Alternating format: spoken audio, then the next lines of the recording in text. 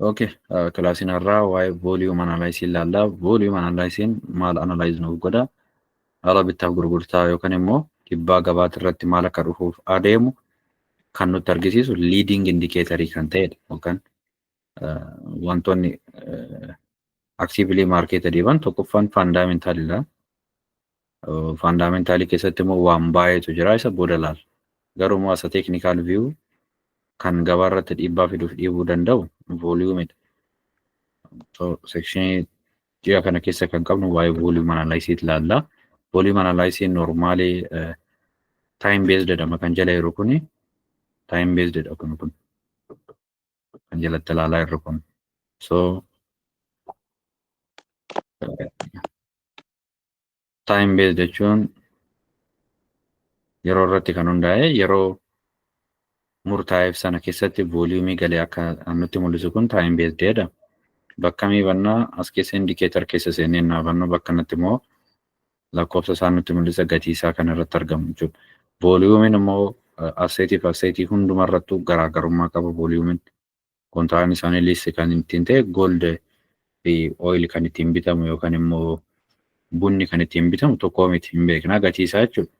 Gatiin isaa illee garaagarummaa qaba. So kontiraanni tokko immoo gatii meeqaan akka gurguramu innillee garaagarummaa qaba. Kanaafuu yoo gold irratti 1,000 argitan yookaan immoo 2,000 argitan 500 argitan inni guddaa. Fakkeenyaaf immoo stook irra dhattee raawwattanii sheerii 5,000 argitanii innillee isaaniif guddaa. Kanaafuu volume analysis yookaan immoo haalli isaa haalli adeemsa mekaanikii isaa hundumaafuu tokko. Garuu immoo haalli ittiin lakkaa'uu isaa garaagarummaa qabaa jechuudha. Fakkeenyaaf otoo amalannee yuuroo irratti hidhannee ilaallee yuuroo irratti yookaan immoo paawundii fi yuuroo waliin tireed innaa ta'an doolaarri fi yeen tireed waliin innaa ta'an over miiliyoonii nutti argisiisaa jechuudha. So inni karaa siyaaseetii waan tireed ta'uufu inni karaa siin ilaalama. Garuu immoo bakka kanatti immoo gold irratti yoo ilaallu volume of course dhiibbaa qabaa. Hammi volumiin hamma kamtu gabaa kana irratti dhiibbaa fidaa. Kan jedhu kana haala turtii ati asseetii karansii sana ittiin tireed gootu haala keetti irratti hundaa'a jechuudha. Kiriiptoodhaaf illee akkasuma, stookiif illee akkasuma jechuudha. So kiriiptoon kwaayinii yoo ta'u, kun sheerii yoo ta'u, kaawwan immoo waan biraatiin madaalamuu. Kanaafuu haala wanta nu tireed irratti goonu sana irratti fokas goonetti haala baasii fi galiisaa isumaan maanaaj goonaa jechuudha. Garuu immoo amma gold irratti waan ilaalluuf maaliif gold filanne bakka hundumatti namni yeroo baay'ee YouTube irras ta'e wantoota garaagaraa yeroo ilaalu kan fuuldura dhufu gold bakka hundumattu. Namni maaliif yeroo baay'ee gold filata? Tokkoffaan baay'ee namni inni filatuuf namni kun calliseetuma filata. Haala sochii guddaa kan qabu. Garuu namoonni baay'een immoo wanna baay'ee socho'uuf qofa osoo hin taane yeroo tokko predict gochuuf salphaadha. Hin beektaa jechuudha sababa isaa. Yookaan immoo doolaarri yoo akka gad adeemu beekta gold ol adeema. Yoo rakkoon biraa uumame gold immoo irratti bu'aa qabeessa ta'ee mul'achuu danda'a. Oil irra rakkoon jiraate gold irras beekuu dandeessa. Kanaafuu warqii trade gochuun financial market keessattuu day traderaadhaaf akka normaalii ta'etti ilaalamaa. So namni kan listikii isaa otoo hin banne ol hin jiru natti fakkaata akka kiyyaatitti.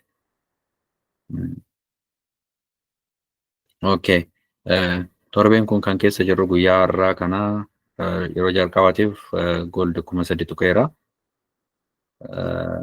Sababni inni kana akka 3,000 tuqu kan goosisee tokkoffaan haalli ikonomii yookaan immoo haalli Yurooppii keessatti socho'aa jiru baay'ee bal'aadha. Isa ibsuudhaaf viidiyoo sa'aatii 5 kan adeemu.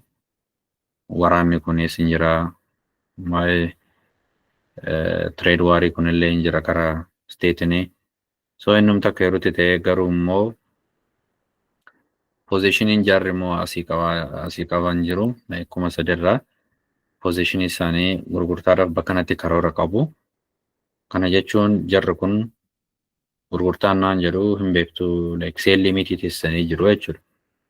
Limitii kana immoo maarkenni isaan sababa isaanii ta'uu fundamentaalii ilaalanii jiru.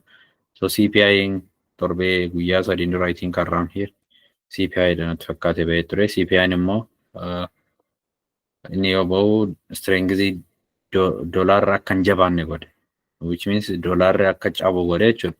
Kanaafuu doolaarri akka kufu beekame mallaqni yookaan immoo CPI'n infleeshinii akka dhufu waan nutti mul'isaa jiruufu gold or react godha jechuudha.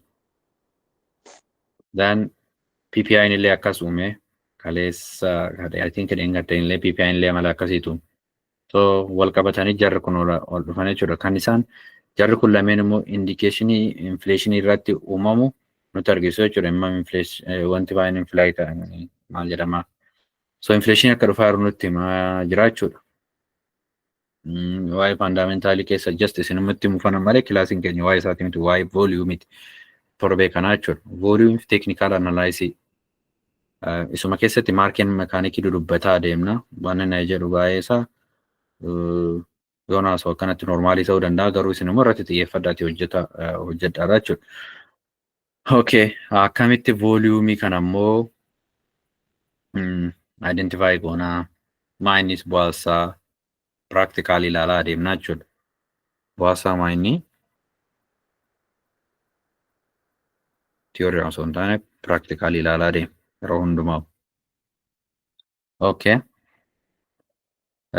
Booda kun time based dha volume kun kan laalu time based jechuun haala yeroo kana keessatti yeroo jechuun yeroo meeqa time framing keenya meeqa 4 hour dha ongoone jirra. Sa'aatii afran san keessatti time based volume tokko ammam akka bittaa fi gurgurtaan taa'e walitti qabee nutti argisiisa.